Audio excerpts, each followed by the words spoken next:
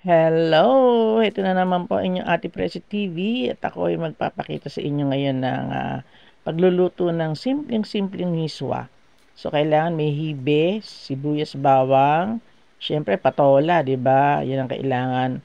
And then, nilagyan ko din siya ng squid ball at saka itong, ano nga to, yung miswa. Yan. And of course, ang pechay bagyo. Ayan, hanggang sa aking niluto ang aking squid ball at iginisa ko na nga sa sibuyas, bawang, silang tatlo. Yan, simple-simple talaga, 'di ba? Then inilagay ko na yung miswa, kasama na rin yung patola na handyan na at iintayin lang natin siyang kumulo. And then sama na rin ng peche bagyo. So, napakasarap ng aking ulam ngayon. Simpleng-simple pero delicious and nutritious. Wala akong nihalo kahit anong pork. Yan, sinama na rin ulit natin yung miswa. May natira pa kasi.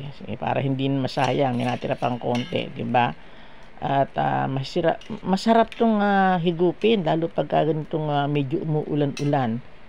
At medyo talagang iinit ng iyong katawan pag ito ang iyong kinain. Kasi ito na yung aking pagkain. Hindi kasi na ako kumakain ng kanin. Bihirang-bihira lang talaga. So, kompleto na yan. Handyan na ang aking pinakakanin.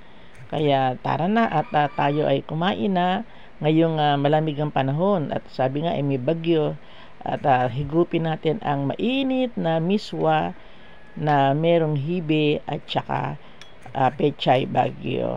Ayan, kakain ako. O, tingnan nyo, kompleto yan. Hindi na kailangan magkanin pa.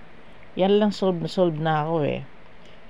Diba? Squid ball yan. Hindi yan pork or meatball. O, diba? Kasarap naman talaga. Siyempre, of course, ang pakasarap din dyan yung patola. Thank you for watching. See you on my next vlog. Bye-bye.